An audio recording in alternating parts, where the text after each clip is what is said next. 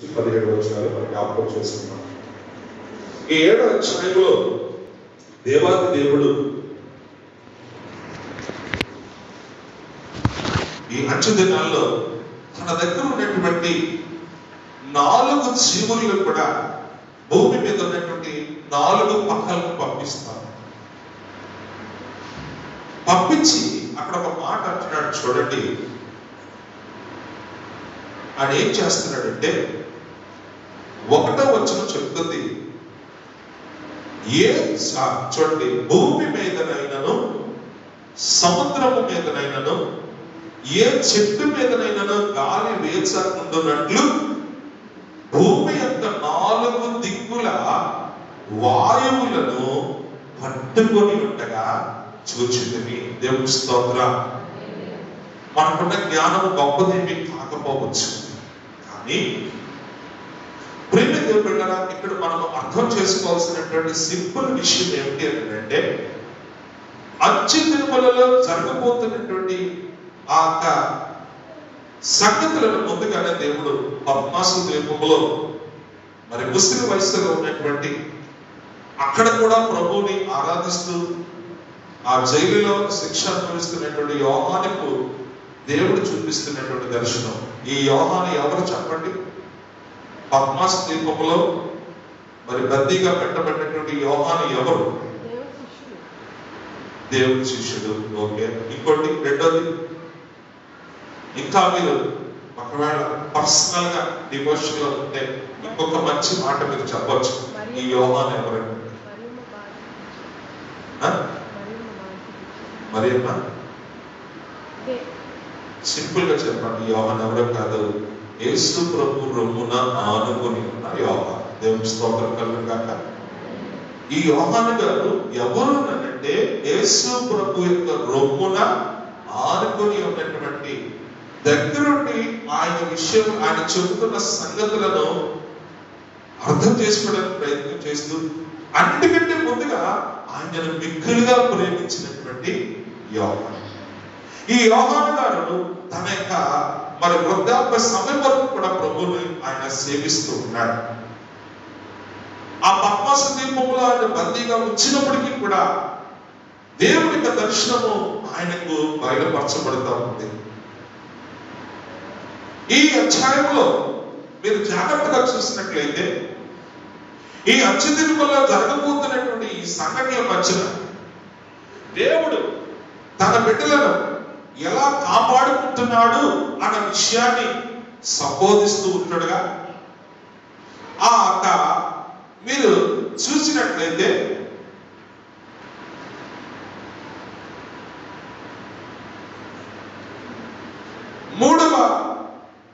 లేకపోతే 4వ అధ్యాయం నుంచి ఈ అంచె దినములలో జరుగుతున్న ఈ సంఘటనలో ఒక విషయం జ్ఞాపకం చేసుకోండి. ఏమైందంటే భూమి యొక్క నలుదిక్కులా కూడా ఆయన ఏం చేసేటండి, చెట్టు మీద గాలి కూడా, చెట్టు ఆకు కూడా వేయకుండా ఏమైపోయిందంటే గాలి స్తంభించిపోయింది.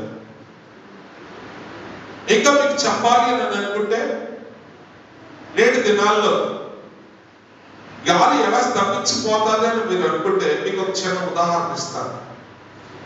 ఈ ప్రస్తుతము ప్రపంచము న్యూక్లియర్ వెపన్స్ తోనో లేకపోతే బయోకెమికల్ వార్స్ తోనో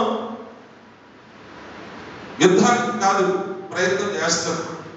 నిజమే, మనుషుని యొక్క జ్ఞానం పెరిగే కొద్దీ జ్ఞాన సంబంధమైన విషయాల గురించి మనం మాట్లాడుతూ ఉంటాం. కాబట్టి ప్రపంచమంతా ఆ దేశం న్యూక్లియర్ వెపన్స్, ఈ దేశం బయలాజికల్ వెపన్స్ తెగ చేసేస్తున్నాయని మనం అనుకుంటాం.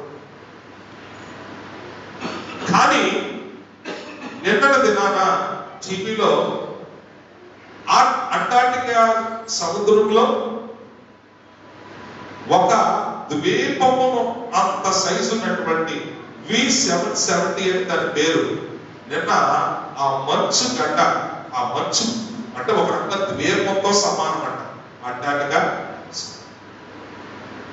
ఆ మంచు ద్వీపం అంత, లేకపోతే ఆస్ట్రేలియా, లేకపోతే ఈ చిన్న ద్వీపాలు ఉంటాయి, అంత పరిమాణం ఉన్నటువంటి ఆ మంచు ద్వీపములు అంటే పర్వతం కాదు, ద్వీపములు అంటే అది నిన్న ఒక భయంకరమైనటువంటి పరిస్థితి ఏంటంటే ఒక 25 లేకపోతే 15% అది విరిగిపోయి సముద్రంలో, అది చాలా పెద్ద. ఎందుకు ఈ మాట చెప్తున్నానంటే, దేవుడి యొక్క జ్ఞానాన్ని మనం అర్థం చేసుకోవాలి అంటే, దేవుడు ఈ ప్రకృతిని ఎలా బ్యాలెన్స్ చేస్తున్నాడు అనేదానికి మంచు పర్వతాలు, సముద్రము, నదులు, ప్రకృతి ఏమిటి, చెట్లు కదండి, వీటిల్లో ఏమి తేడా వచ్చినా ఒకదాని వెంబడి ఒకటి ప్రభావం చూపిస్తారు. అందుకని చెట్లు నరకొద్దని అంటారు. ఎందుకు? చెట్లు నరకడం వల్ల వర్షాలు రావు. వర్షాలు రాకపోవడం వల్ల ఏం జరుగుతుంది? పంటల సమయానికి సరే. ఇప్పుడు ఈ మంచు ద్వీపం ఎందుకని విరుగు పడిపోతుంది అంటే, ఇప్పుడు చెప్పుకొస్తా, ఇప్పుడు మనం న్యూక్లియర్ వెపన్స్ కోసమో బయలాజికల్ వెపన్స్ కోసమో కాదు భయపడుతుంది. ప్రపంచ దేశాల్లో ఇప్పుడు ప్రయత్నం చేస్తుంది ఏంటంటే, గ్లోబల్ ఏంటంటే వార్మింగ్. ఏంటంటే గ్లోబల్ వార్మింగ్. భూమి మీద ఏం పెరిగిపోయిందండి? వేడి పెరిగిపోయింది.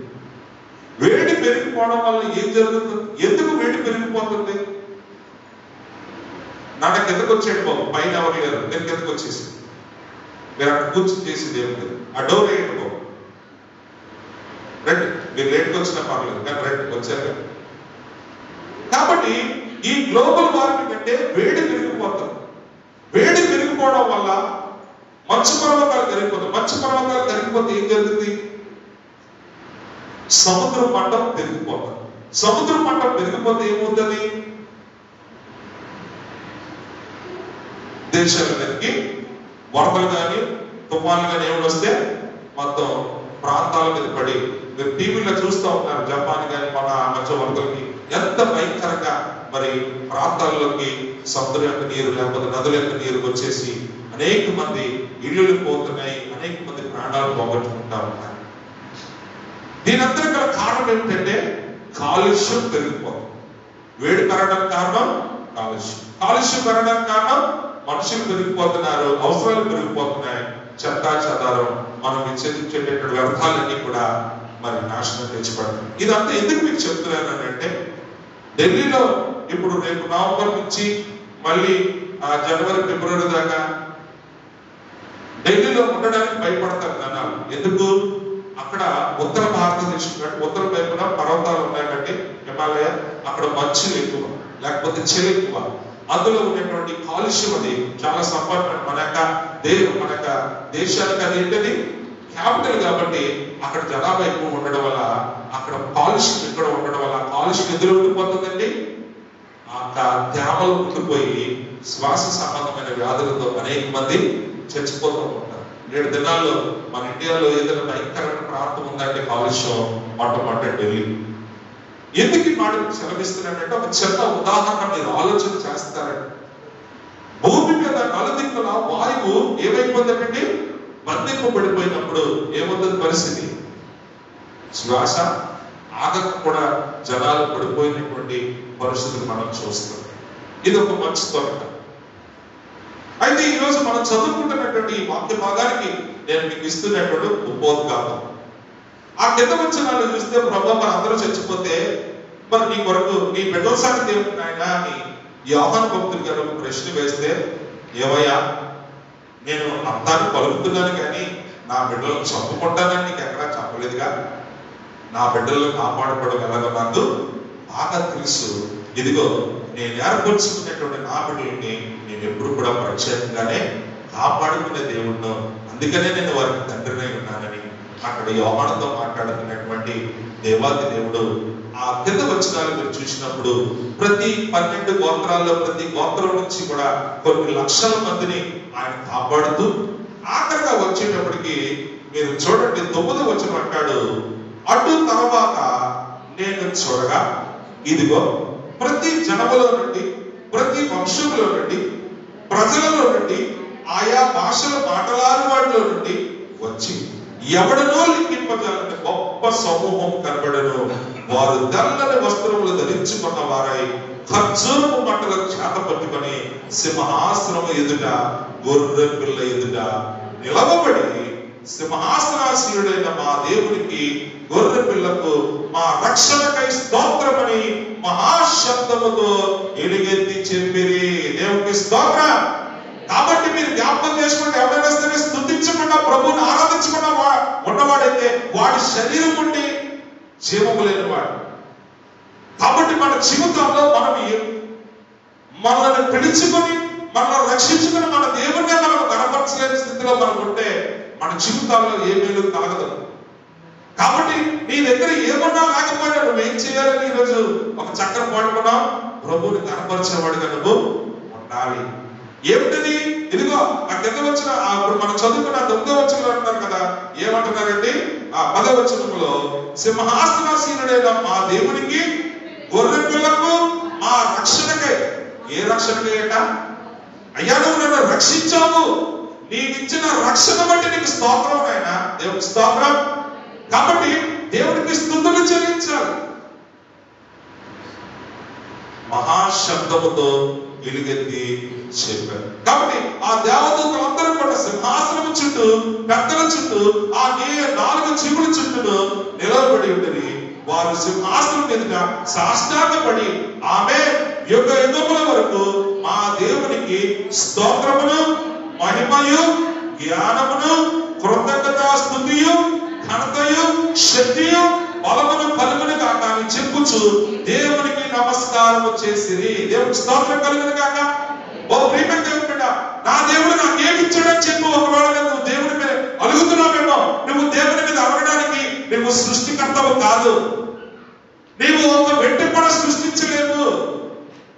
నువ్వు నీ దగ్గర డబ్బించు దేవుడిని కొనలేవు. ఆయన అందరికంటే పైన ఉన్నవాడు. మనము మట్టితో చేయబడ్డ వారమని ఎరిగి దేవుడి మీద అలగడం కాదు కావాల్సింది. దేవుడి మీద అలిగి మూల కూర్చోవడం కాదు కావాల్సింది. ఇదిగో ఎన్ని వచనాలు ఇప్పుడు, ఎన్ని మాటలు ఇప్పుడు 12వ వచనంలో మనం చదువుకున్నామో, ఆ 24 పెద్దలు, ఆ చుట్టూరు ఉన్న దేవదూతలు, ఆ చుట్టూరు ఉన్నటువంటి 4 జీవులు, ఆ చుట్టూరు ఉన్నటువంటి ఈ 12 గోత్రాల నుంచి పిలువబడినటువంటి వారు, అంతేకాదు జనముల్లో చూడగా అనేక లెక్కింపదాలు, వీళ్ళందరూ కూడా ఏం చేస్తున్నారంటే ప్రభువుకి, దేవుడికి స్తోత్రం, మహిమ, జ్ఞానము, కృతజ్ఞతాస్తుతియు, ఘనతయు, శక్తియు, బలమును కలుగునుగా కానీ చెప్పుచు దేవుడికి నమస్కారము చేసిరి. దేవుడి బిడ్డలే దేవుడిని స్తుతించలేని వారంటే దేవుడి నుంచి ఏ ఆశీర్వాదం పొందుకోవడానికి నువ్వు వచ్చి కూర్చుంటావు? ఆలోచన కూడా చేయలేని స్థితిలో ఉండిపోతావు. కాబట్టి ఈ రోజు దేవుడిచ్చిన రక్షణ బట్టి నువ్వు దేవుడిని స్తుతించు. ఆయన తర్వాత ఏం చేస్తాడని నువ్వు చూడు. నీ అక్కర తెలియనటువంటి దేవుడు కాదు, అడగక ముందే నా అక్కర ఎరిగినటువంటి దేవుడు ఆయన. కానీ ఆయన ఒక మాట చెప్పాడు, ఏమి తిందుమో ఏమి తాగుదుమో దాని గురించి కాదు మీరు చింతించాల్సింది. ఈ రోజు మీరు చింతించాల్సింది ఏమిటా అంటే, రక్షింపబడినటువంటి నీవు నా నీతిని, నా రాజ్యాన్ని నువ్వు వెతికేవాడుగా ఉండాలి. అది దేవుడు తన బిడ్డలకు ఇచ్చినటువంటి నీతి. లేకపోతే 4 దిక్కుల నుంచి ఆ 4 జీవులు పంపించి ఏం చేసాడండి? చెట్టు ఆకు కూడా రాలకుండా దేవుడు ఏం చేస్తున్నాడంటే గాలిని బిగించేస్తాడు.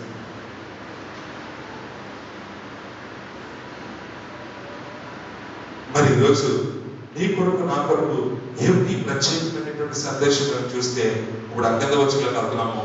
పెద్దలలో ఒకడు తెల్లని వస్త్రములు ధరించుకొని ఉన్న వీరెవరు? ఆ 24 పెద్దల్లో ఒక పెద్ద నిలబడట. మరి ఇందాక చదువుకున్నాం కదా, ప్రతి గోత్రం నుంచి మరి దేశాలు ఛాయా జనములను చూడగా తండోపుతండాలుగా వచ్చారట.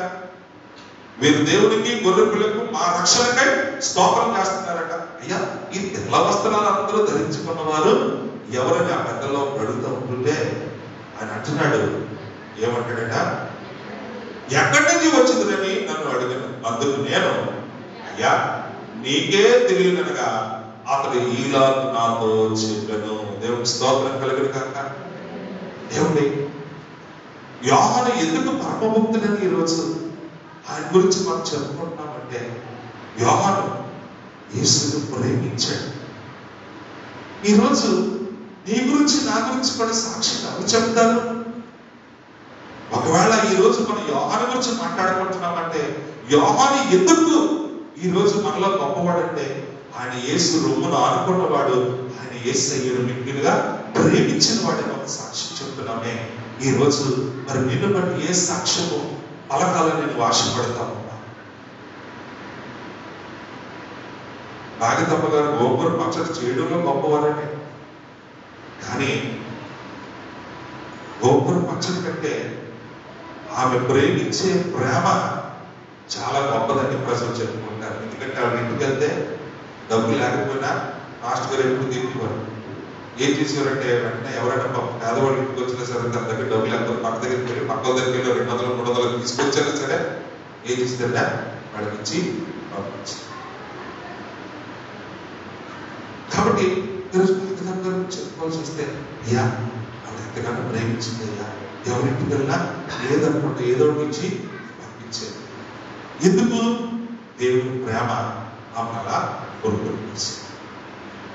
మరి ఈరోజు ఇదిగో ఈ తెల్లని వస్త్రాలు ధరించిన మీరెవరు అని మన గురించి ఒకవేళ సాక్ష్యం పట్టినప్పుడు దేవుడు బిడ్డలారా, ఆనాడు యోహానుతో దేవుడు ఎంతగా మాట్లాడుతున్నాడంటే నేను ఎప్పుడు చెప్తాను మీకు, దేవుడిని యెహోవా మోషేతో ఎలా మాట్లాడాడంటే ఒక స్నేహితుడితో మాట్లాడినట్టు.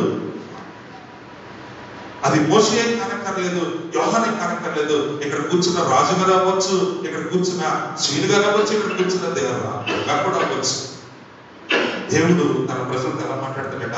ఒక స్నేహితులతో మాట్లాడుతున్నట్టు మాట్లాడే దేవుడు ఈరోజు యోహానుతో మాట్లాడుతున్నాడు. అయ్యా ఈరెవరంటే, నాయన నాకేం తెలుసు, అంతా నీకు వెలిగిన దేవుడు కదా. ఎందుకంటే దేవుడు యోహానుకి దర్శనం చూపిస్తున్నాడు. ఏమంటాడంటే చూడండి,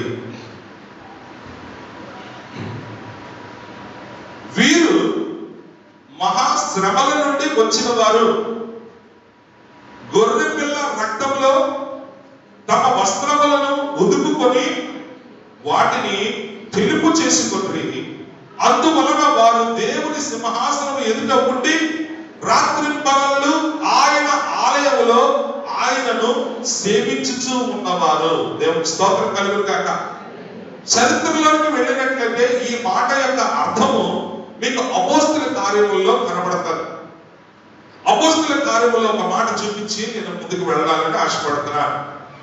మహాశ్రమంలో నుండి వచ్చిన వారు ఎవరు? మీరు మహాశ్రమంలో నుంచి వచ్చిన వారు అని మీరు జాగ్రత్తగా చూసినట్లయితే చూడండి, 8వ అధ్యాయము 1వ వచనము. అందరు తీసారా?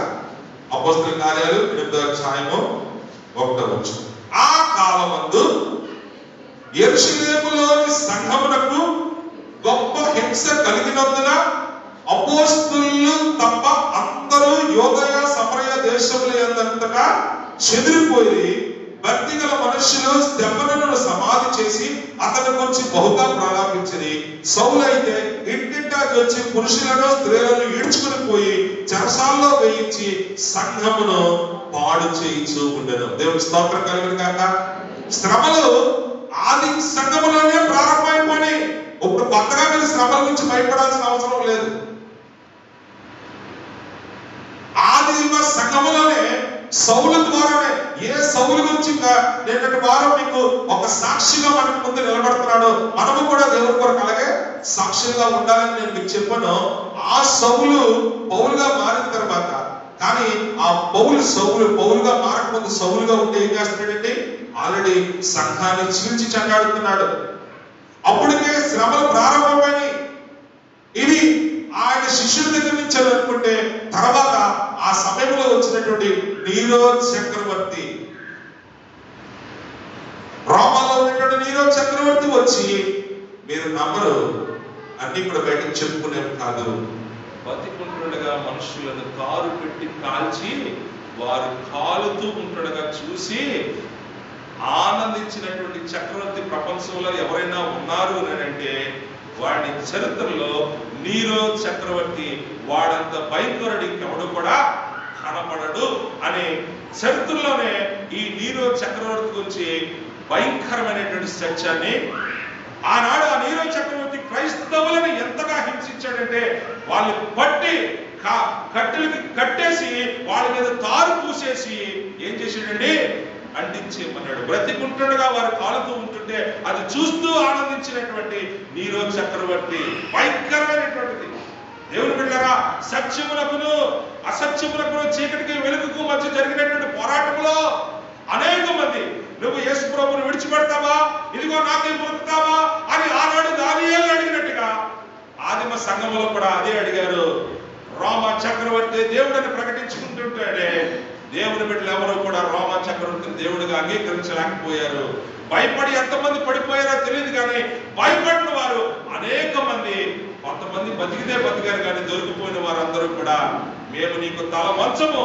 ఆనాడు కూడా మరి దర్యావేషు పరిపాలనలో దానియేలును కూడా నీకు ఒకరోజు మన యొక్క చక్రవర్తికి మొక్కాలంటే నేను మొక్కను, అవసరమైతే నన్ను ఏమైనా చేసుకోండి అన్నప్పుడు దానియేలుని ఎక్కడ తీసుకెళ్లి పెట్టేశారండి?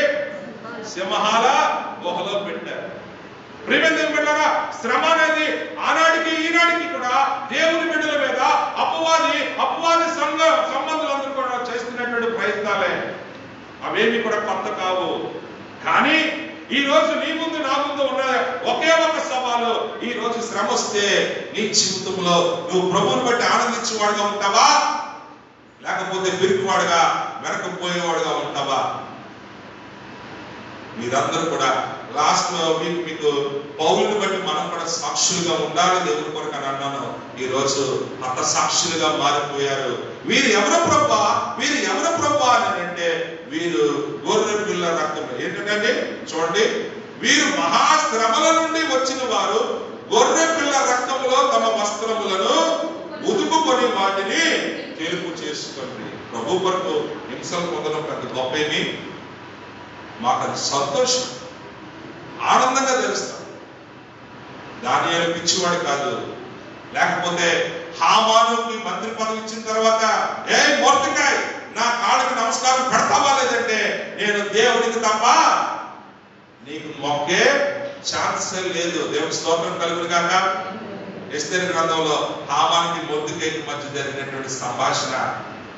ఏ హామాన్ అయితే ఎవడైతే రాజానికి మొక్కడో వారందరినీ కూడా ఈ యొక్క ఇదిగో మంచి ఖమ్మం పెట్టి ఇదిగో ఉరితాడు పెట్టాడు. ఎవడైతే నీకు మొక్కడో వాడందరినీ ఊరే చెప్పేద్దాం అనుకున్నాడు. కానీ దేవాది దేవుడు తన బిడ్డలను ఏ రీతిగా కాపాడుకుంటాడో ఆయన ఆలోచన జ్ఞానములకు మనము ఫిదా అయిపోవాల్సిన వారు. దేవుడు ఎప్పుడు కూడా తన ప్రజలను విడిచిపెట్టుకునేవాడు.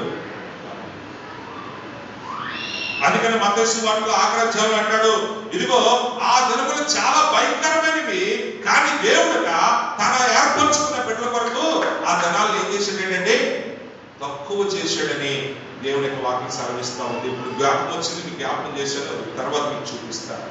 కాబట్టి ఈ రోజు మనము దేవుని కొరకు ఏ రీతిగా నిలబడుతున్నామో, ఇదిగో గొర్రె పిల్లల రక్తంలో తమ వస్త్రములను ఉతుకుకొని వారు, ఇదిగో మీరందరూ కూడా ప్రభు సింహాసనం ముందు నిలబడేట్టుగా దేవాది దేవుడి యొక్క సన్నిధిలో నిలబడి ఒక పెద్ద వచ్చి ఇదిగో మరి ఇక్కడ అడుగుతున్నాడంటే యోహాన్ని, ఎవరయ్యా మీరందరూ అని అడుగుతుంటే యోహాన్ అంటున్నాడు, నాకే తెలిసే నీకే తెలుసు కదంటే మీరు ఎవరు అనుకుంటున్నారు?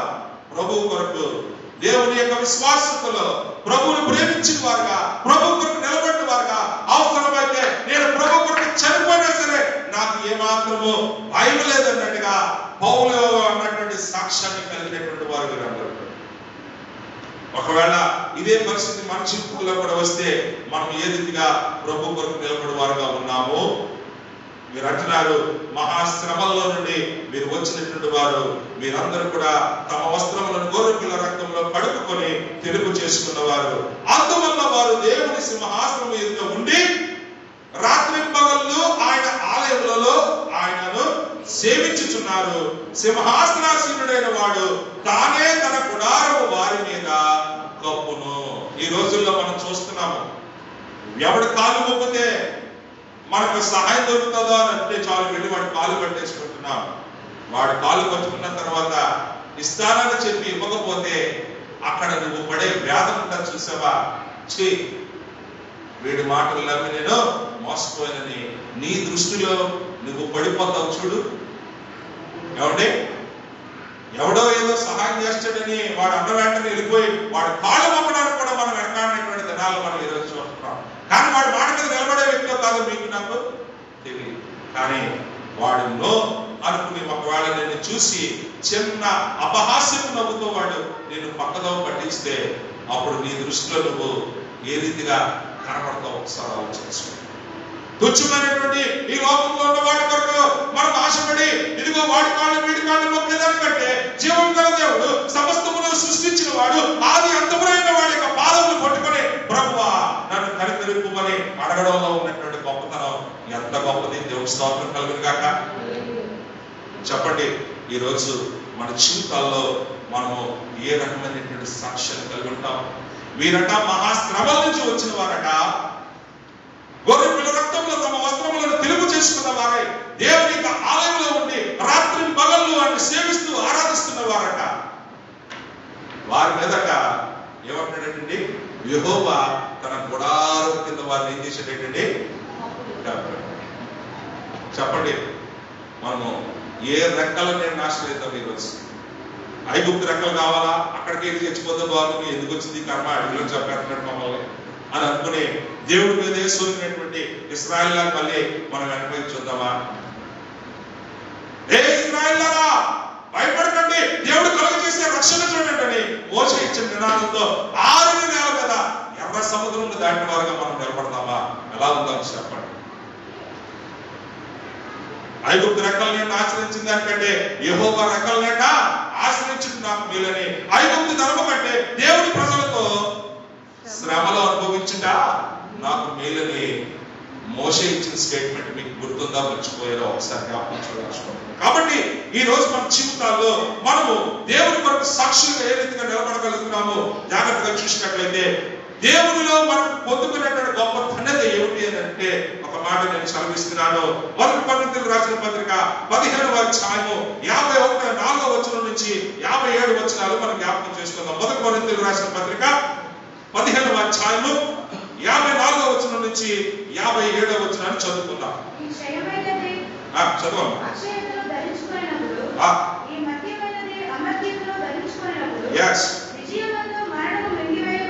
విజయమందు మరణము మృంగివేయబడును అని వ్రాయబడింది, వాక్యము నెరవేరును.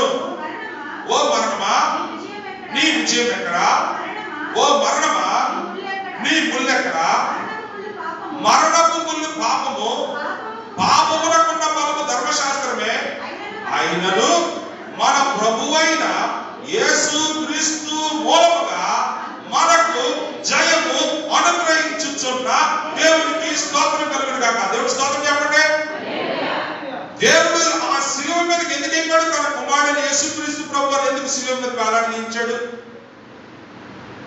పాపమునకున్న బలము ఏమిటండి? మరణము. ఆ మరణమును ఆయన ప్రభువైన యేసుక్రీస్తు ద్వారా జయించేవాడుగా మన ముందు నిలబెట్టాడు. అందుకనే విజయమందు మరణం ఏమైందండి? మృంగివేయబడింది. మృంగివేయబడి ఆయన విశ్వాసం ఉంచేవాడు కూడా ఎంత మాత్రము నశింపకుండినట్టుగా దేవుడు ఏం చేసేటండి?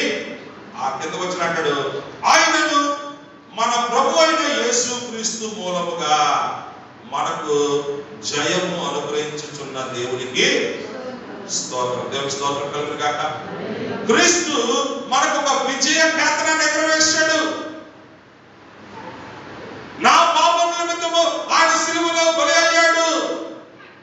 నేను వెల చెల్లించుకున్నానే, నాకు బదులుగా తను వెల చెల్లించాడు. అందుకని క్రీస్తు నందు నేను విజయము పొందుకున్న వాడును. చెప్పండి, ఇప్పుడు దేని కొరకు నేను భయపడాలి?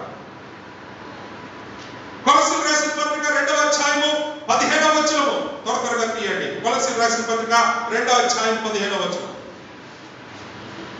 మరియు అపరాధము వలనను శరీరమందు సున్నతి పొందక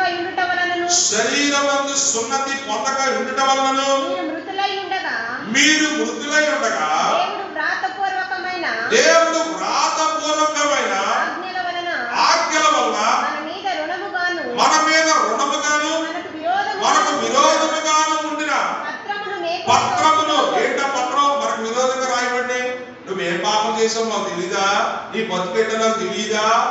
నువ్వేటో నాకు తెలీదా అని ఒకవేళ అపవాది నిన్ను గుచ్చుతూ ఉంటే నువ్వు ధైర్యంగా చెప్పు, ఏం చెప్పుదాం? ఇక్కడ కొలసీ సంఘానికి పౌలు గారు చెప్తున్న మాట ఏమిటంటే, దేవుడు వ్రాతపూర్వకమైనటువంటి ఆజ్ఞల వల్ల మన మీద రుణముగాను మనకు విరోధముగాను ఉండిన పత్రము, ఏమిటా పత్రం? పాపపు పత్రము. నీ మీద మోపబడిన నేరాలు వాటన్నిటిని కూడా ఏం చేసాడు ఏంటంటే, మేకులతో సిలువకు కొట్టి దాని మీద చేతి వ్రాతను ఏం చేసాడు ఏంటండి. అందుకని మనం పాడుకుంటాం, పాపమంతా పోయిన రోగమంతా. ఒకటి చెప్పండి, పాపమంతా పోయిన రోగమంతా తొలగినట్టుగా దేవుడు నాకు ఆ సిలువ మీద తన మరణాన్ని మీద విజయం ప్రకటించి ఆ విజయాన్ని నాకు వరగా ప్రసాదించి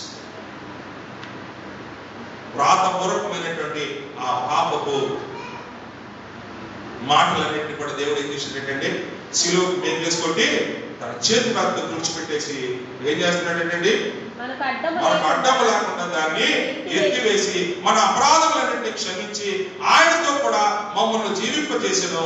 ఆయన ప్రధానులను అధికారులను నిరాయుధులుగా చేసి సిలువ చేత జయోత్సవముతో వారిని బట్టి తెచ్చి బాహాటముగా వేడుకకు. చెప్పండి, దేవుడు మనకి ఏమిచ్చాడండి? సిలువ వల్ల జయోత్సవం చేసే గొప్ప ఆనందాన్ని, సంతోషాన్ని, ధైర్యాన్ని కలిగజేశాడు. అందుకనే ఇందాక చదువుకున్న కొరింథీ పత్రికలో మనకు క్రీస్తు యేసు మూలంగా జయము అనుగ్రహించుచున్న దేవునికే స్తోత్రం కలుగును గాక. ఎవర్రా మీరు అని అంటే, మహాశ్రమల నుంచి వచ్చిన వారు. ఎవర్రా మీరు అని అంటే, క్రీస్తు ద్వారా విజయం పొందుకున్న వారు, క్రీస్తు అనే క్రీస్తు పోలికలో ఈ లోకానికి ఒక సాక్షిగా నిలబడినటువంటి వారు. అందుకనే మీరు శ్రమల గుండా వచ్చారు, కానీ ఆ శ్రమల్లో కూడా మీరు ఎలా నిలబడ్డారు అని మీరు జాగ్రత్తగా చూసినట్లయితే 1 పేతురు 4వ అధ్యాయం 1వ వచనం చదవండి త్వరగా. 1 పేతురు 4వ అధ్యాయం 1వ వచనం. శ్రమలు ఎలా అనుభవించాం మనం? అసలు ఆ శ్రమలను కూడా మనం భూతత్వంగా ఎలా తీసుకున్నాం అనడానికి ఈ మాట మనకు జ్ఞాపకం చేస్తుంది. క్రీస్తు శరీరమందు శ్రమ పడిన కనుక మీరును అట్టి మనస్సును ఆయుధముగా ధరించుకున్నది. దేవుని స్తోత్రం కలుగును గాక. ఎవరైనా శ్రమ పడ్డారంటే, బాబాయ్ శ్రమ వచ్చిందని పడిపోతావా? శ్రమ నీకు రాకపోతే, నాకు రాకపోతే ఎవరికి వస్తుంది? ఎవరికి వస్తుంది శ్రమ? ఎందుకు నువ్వు శ్రమ గురించి భయపడాలి? శ్రమ నీకు వచ్చినప్పుడు నువ్వు సంతోషించు. ఎందుకంటే క్రీస్తు తన శరీరం వరకు శ్రమ పడ్డాడు. ఈరోజు నేను పడుతున్న శ్రమ ఆయన పడినటువంటి శ్రమ కంటే ఏమైనా గొప్ప? అందుకనే ఆ 13వ వచనం ఏం చెప్పబడుతుంది చూడండి. అదే అధ్యాయం 13. క్రీస్తు మహిమ బయలుపరచబడినప్పుడు మీరు మహానందముతోను సంతోషించు నిమిత్తము క్రీస్తు శ్రమలలో మీరు పాలివారై ఉన్నంతగా సంతోషించుడి అన్నాడు. దేవుని స్తోత్రం. శ్రమ కలిగితే తిరిగి కూడా వెళ్ళిపోతావా? లోకానికి నీ పిరికితనం కాదు కనపడాల్సింది, దేవుని సందులో ఆ శ్రమలను బట్టి నువ్వేం చేయమంటాడండి? సంతోషించండి అని అంటాడు. దేవుని స్తోత్రం కలుగును గాక. ఎవరండి వీరందరూ అంటే, మహాశ్రమల నుండి వచ్చిన వారు, గొర్రె పిల్ల రక్తంలో కడగబడిన వారు. ఏమిటంటే శ్రమలను కూడా సంతోషముగా స్వీకరించింది. నాకంటే గొప్పగా క్రీస్తు పడ్డాడు, నేను పడిన శ్రమ ఏ పాటిది అని ఈ లోకానికి మరి సవాలు ఇస్తున్నట్టు. ఎలా మీరు ఆ శ్రమలను కూడా సంతోషంగా తీసుకున్నారంటే చోట ఒక మాట చూపిస్తాను. అదే మొదటి కొరింథీయులకు రాసిన పత్రిక, మరి మొదటి పేతురు రాసినటువంటి పత్రిక 5వ అధ్యాయము 8-9 వచనాలు జాగ్రత్తగా చూడండి. నిబ్బరమైన బుద్ధి గలవారై మెలకుగా ఉండి మీ విరోధి అయిన అపవాది గర్జించు సింహం వలె ఎవరిని మృంగుదునా అని వెతుకుతూ తిరుగుతూ ఉన్నాడు. లోకమందున్న మీ సహోదరుల యందు ఈ విధమైన శ్రమలే నెరవేర్చున్నమని ఎరిగి విశ్వాసమందు స్థిరులై వారిని ఎదురించుడి. దేవుని స్తోత్రం కలుగును గాక. శ్రమలు అనుభవించే మనసు ఎక్కడొచ్చిందంటే, నా కొరకు యేసయ్య నా పాప ప్రార్థన సిలువ మీద మేకులు వేసుకొట్టాడు, ఈ రోజు ఆయన బట్టి నేను జయోత్సాహం చేస్తున్నాను. నా ముందు శ్రమ వచ్చిందా, ఏం భయం లేదు. శ్రమను కూడా నేను ఎలా తీసుకుంటాను? సంతోషంగా తీసుకుంటాను. ఎందుకు నేను శ్రమను సంతోషంగా తీసుకుంటున్నాను అంటే, ఇదిగో ఈ లోకం ముందున్నటువంటి అపవాది అనేక మంది సహోదరులు కూడా భయంకరంగా పెరగాలని ప్రయత్నం చేస్తున్నప్పటికీ మీరైతే ఏమంటాడండి, విశ్వాసమందు స్థిరులై వారిని ఎదురించు. ఎలాగ మనము అపవాది తంత్రములు ఎదురుస్తున్నామంటే, మనకున్న విశ్వాసమే మనలను ఆ ఎఫెసీ రాసిన పత్రిక 6వ అధ్యాయంలో చెప్పబడినట్టుగా విశ్వాసం అనే ఏం పట్టుకోమన్నాడు పౌలు గారు? డాలు పట్టుకోమన్నాడు. విశ్వాసం అనే డాలు పట్టుకుని అపవాది తంత్రములను, వాడి యొక్క పన్నాగములను అనేక రీతిగా ఏ మూల నుంచి వచ్చినా సరే విశ్వాసం అనే డాలు పట్టుకుని, వాక్యం అనే ఖడ్గం పట్టుకుని ముందుకి దూసుకుపోమంటున్నాడు. కాబట్టి ఈ రోజు మన జీవితంలో శ్రమ వచ్చిందని మనం కృపపాల్సిన అవసరం లేదు.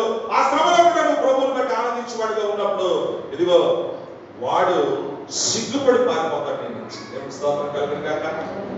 ఎందుకంటే నీలో ఉన్న విశ్వాసం, నీలో ఉన్నటువంటి విశ్వాసం, ఆ విశ్వాసానికి ఒక బలమైన పునాది రెండే రెండు. ఒకటి ప్రార్థన, ఆ ప్రార్థన బలపరిచే పరిశుద్ధాత్మ దేవుని యొక్క సహాయం. కాబట్టి ఈ 8 దినాల్లో దేవుని కొరకు ఒక బలమైన సాక్షిగా నువ్వు నిలబడాలని ఆశపడుతున్నావా? ప్రభువా జీవించుతున్న వాడిని నేను కాదు, నాలోని యేసయ్యే జీవించుతున్నాడని ఆనాడు పౌలు సాక్షి ఇచ్చాడు. ప్రభా ఇదిగో నీ కొరకు నేను సాక్షిగా నిలబడతాను. ప్రభా ఇదిగో నీ కొరకే ఈ ప్రకటన గ్రంథం 7వ అధ్యాయంలో ఆ 11వ వచనం నుంచి 17వ వచనం వరకు రాయబడిన మాటలు కనబడుతూ ఉన్నాయి. ఎవరు రాబోయేదంటే శ్రమల నుంచి వచ్చినటువంటి వారు, సంతోషంగా పూదండగా ధరించుకున్నటువంటి వారు, క్రీస్తు కొరకు నిందలు అవమానంలో ఏమాత్రం కూడా లెక్క చేయకుండా క్రీస్తు కొరకు చావైనా సరే మీరుని దేవుని కొరకు సాక్షిగా నిలబడినటువంటి వారు. అందుకనే ఈ రోజు వారు ఎక్కడా ఉన్నారు అంటే, దేవుని యొక్క ఆలయంలో ఉండి రాత్రి పగళ్ళు ఏం చేస్తున్నాడంటే ఆయన సేవిస్తుండగా యెహోవా దేవుడు వారి మీద తన గుడారం వేసి అందులో కప్పుతున్నాడు. కప్పిన తర్వాత ఆఖరిగా ఏం చేస్తా ఉన్నాడు ఏంటంటే, ఆ 17వ అధ్యాయం 17వ వచనం చూసినప్పుడు ఏలయనగా సింహాసన మధ్య ముందు గొర్రె పిల్ల వారికి కాపరి అయి జీవ జలముల బొగ్గల యొద్దకు వారిని నడిపించును. దేవుడే వారి కన్నుల నుండి ప్రతి బాష్ప బిందువును చూడించు. చెప్పండి, నా వారిని పట్టించుకోవట్లేదు, నాకు అన్యాయం